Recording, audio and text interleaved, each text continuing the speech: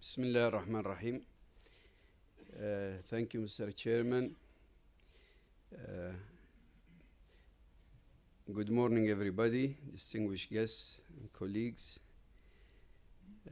My words today are about Maghreb al-Arabi, or what you can call North Africa and the western part of the Arab world, and the issue of terrorism, radicalization, violent extremism in that region. I myself come from Libya, which is part of Al-Maghreb. Al-Maghreb is composed of Morocco, Mauritania, Algeria, Tunisia, and Libya. This is what we call the Maghreb.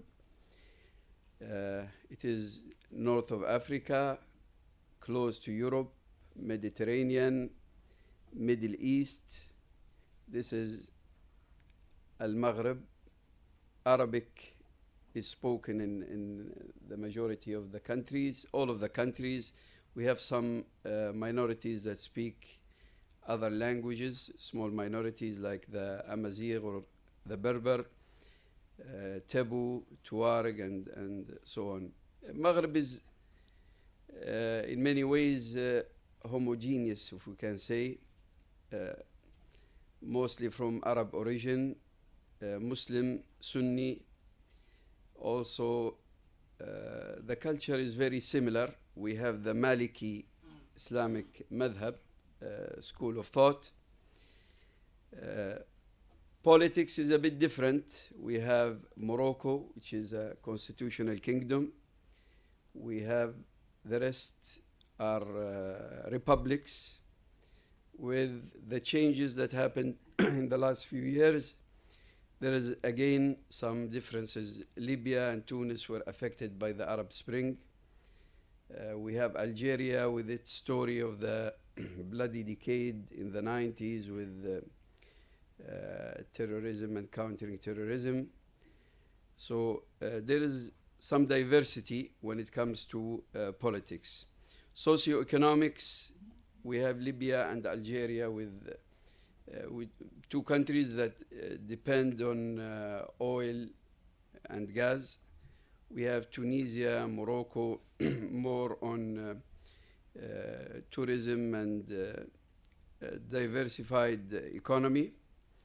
Again, religion, vast majority Muslims, Sunni from the Maliki school.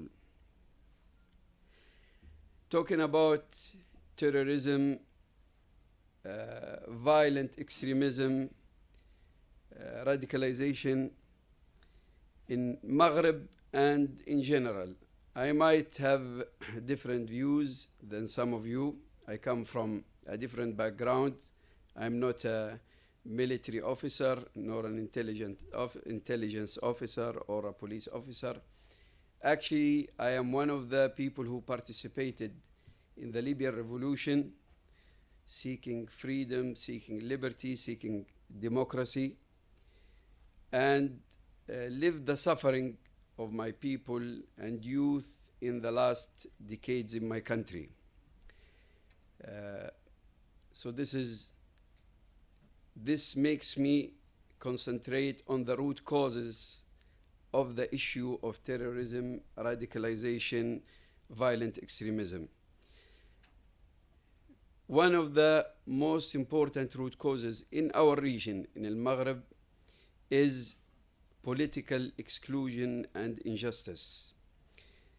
Political exclusion, not allowing people to participate in political decision that affects their life, their future, the future of their kids.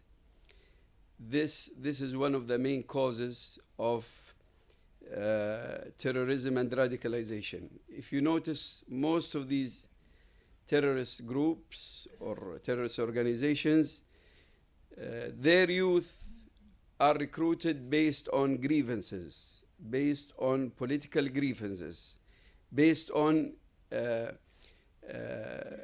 rhetoric of being oppressed. You are being oppressed.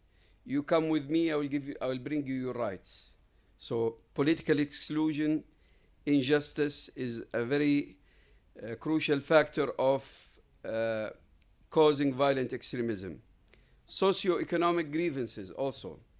I come from a country in Maghreb, Libya, which is a very rich country when it comes to oil resources, gas resources. Its location on the Mediterranean, with a population of 6 million.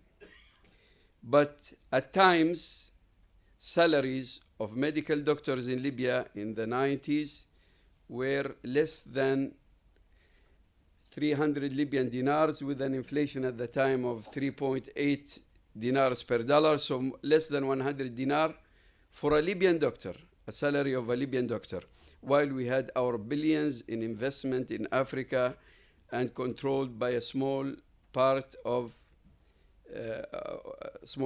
our regime. So socio-economic grievances and factors play in fueling radicalization and extremism.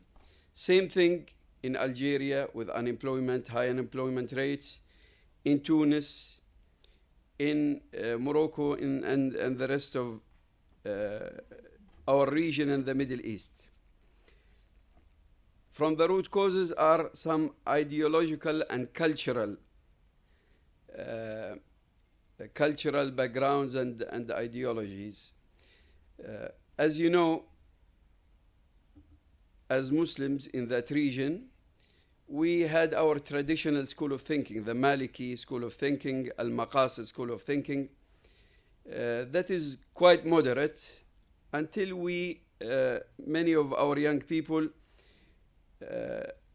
took some of the ideologies that were around in the region of jihadi Salafism and of extreme explanations of Islam.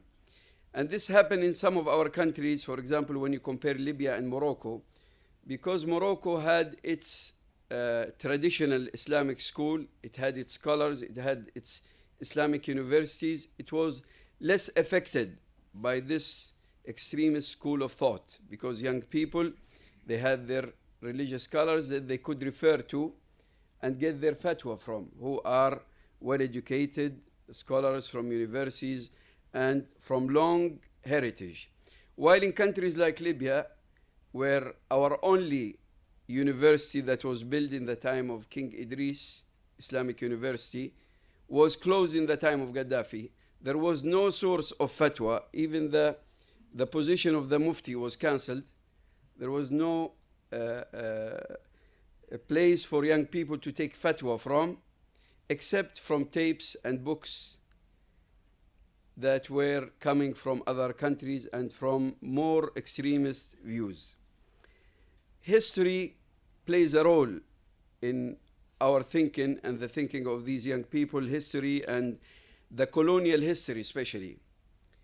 The West, Europe colonizing our region, Maghreb, France in Morocco and Algeria and Tunis, Italy in Libya, France, we say Algeria is the country of 1 million martyrs. 1 million Algerians were killed by the French. 25% of the population of Libya were killed by the Italians. These grievances are not too far.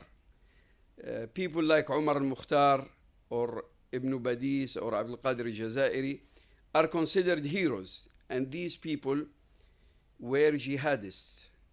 They were considered Muslim scholars who took jihad against these colonial forces. So history plays a role also in the minds of these young people. Omar al-Mukhtar in Libya is the hero of many of these jihadists or young people who turned into extremists and violent extremists and terrorists. So how to address this issue of grievance, colonial grievance, history, in a way that helps developing the country instead of breeding extremist groups. Wrong interventions also play a role in the rising of extremism and violent extremism and terrorism. When you gather young people less than 18 years old, you put them into cells in jails for few years or sometimes 20 years, and you bring others, put them with them, then what do you expect from them when they come out of these prisons? You expect them to come out thinking of developing the country, peaceful thinking, or they will come out as extremists, violent extremists, who are willing to revenge not only from their oppressor, but from the whole society. So these are some root causes. What are the groups that are in our Maghreb, the extremist groups? We have the Salafiyya Jihadiyya, which mixes the Salafist thinking with the Jihadi school of thought. So it is Al-Qaeda is part of it, Al-Qaeda in Al-Maghreb Al-Arabi, and different other names like Ansar al-Sharia and so on. Daesh also in the last 2 years, but luckily it has been beaten and almost eliminated from its strongest place in Libya, which was Sirte, in the center of Libya, north of Libya. And there are also some terrorist groups with some tribal grievances, separatist agendas, and some are criminals who do drug trafficking and smuggle weapons and so on. What are the implications of the spread or violent extremism or terrorism in Al-Maghreb? It's very simple. Al-Maghreb now is not a separate place from Europe, from the rest of the world. So the global village, the internet, proximity to Europe. In Libya, we consider Italy as our neighbor. There is only a few hours between Libya and Italy. You can cross through a boat. In a few hours, you'd be in Italy from Libya. Links to Africa, also Boko Haram and these groups that are in Nigeria and so on. There are some links we have. In the case of Daesh, some of these Boko Haram people joined Daesh in Libya, so this is also quite dangerous. Plus recruitment and breeding, recruitment from both sides. Some of the Daesh that we found in Libya were coming from Europe, either from North African origin or Maghreb origin, or even some Europeans. So recruitment and breeding. Again, cross-border smuggling, drug trafficking, human trafficking, illegal immigration, and so on. These flourish and these affect other countries from Maghreb. Countering violent extremism. Again, I like a terminology that I heard from an expert that describes violent extremism, terrorism as a swamp. A swamp. So if you want to get rid of malaria that comes from the swamp, you don't shoot the mosquitoes. You dry the swamp. You find out what are the root causes of terrorism. You deal with them. You fix them. Then you will have solutions. So ideological, we have to agree in Maghreb and in our Islamic world, we have some wrong narratives, we have some wrong interpretations for Islam. We have to deal with this issue. Dialogue and socio-political inclusion. We have to include our youngsters, we have to include our youth in the political process.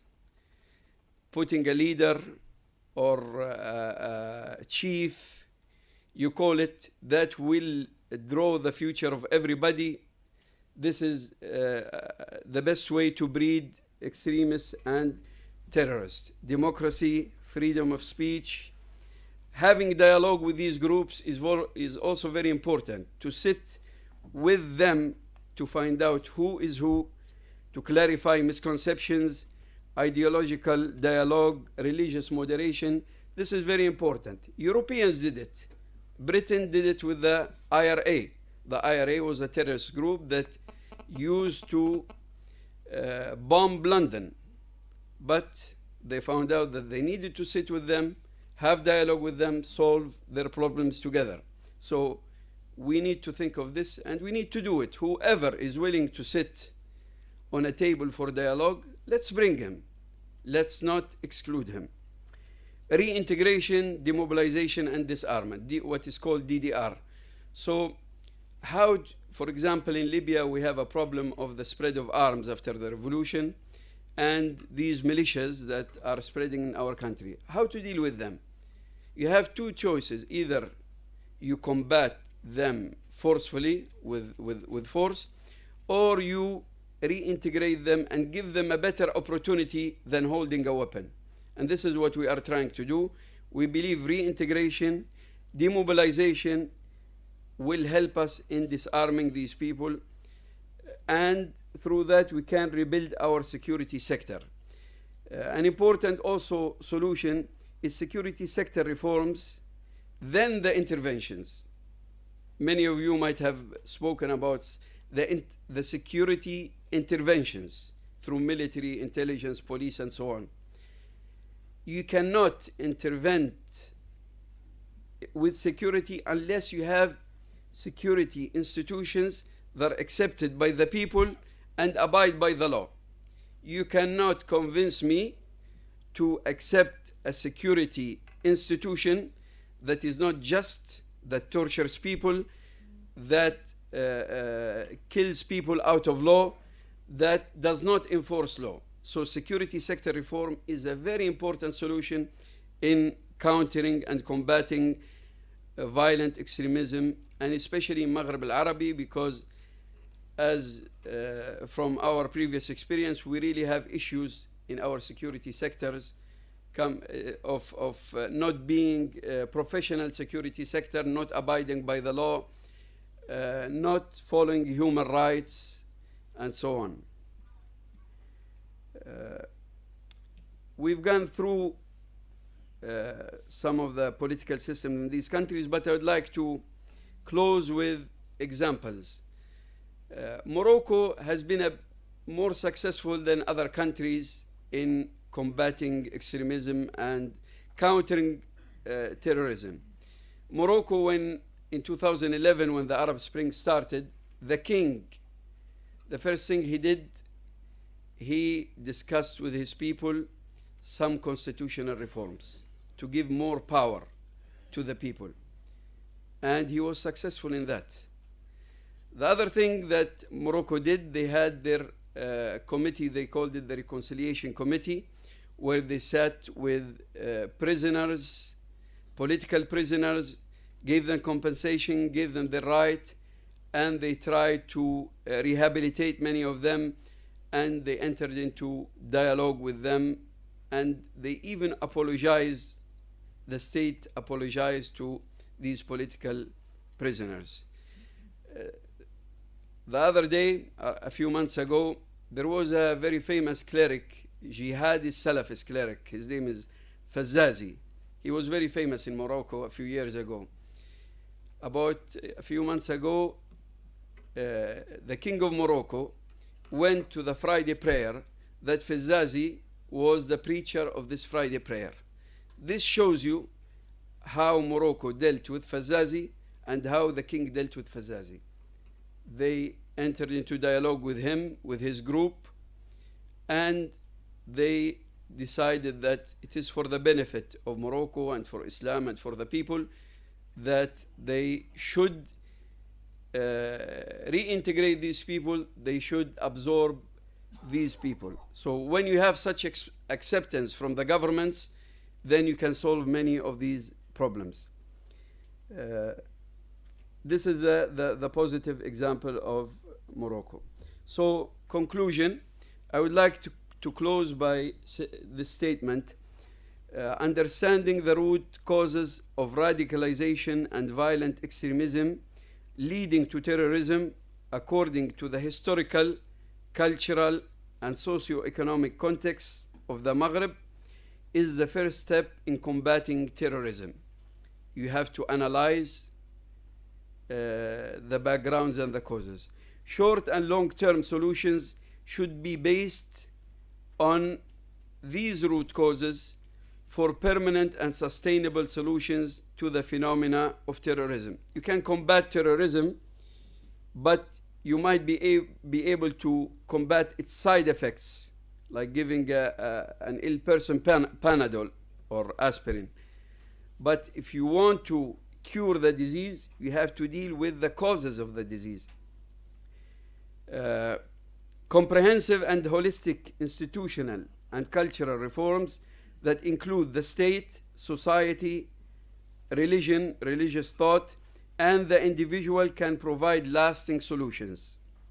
Post-Arab Spring, the Maghreb has a historical opportunity to overcome many of its challenges by creating a renaissance based on freedom, democracy, and socio-economic development. Thank you. Thank you very much.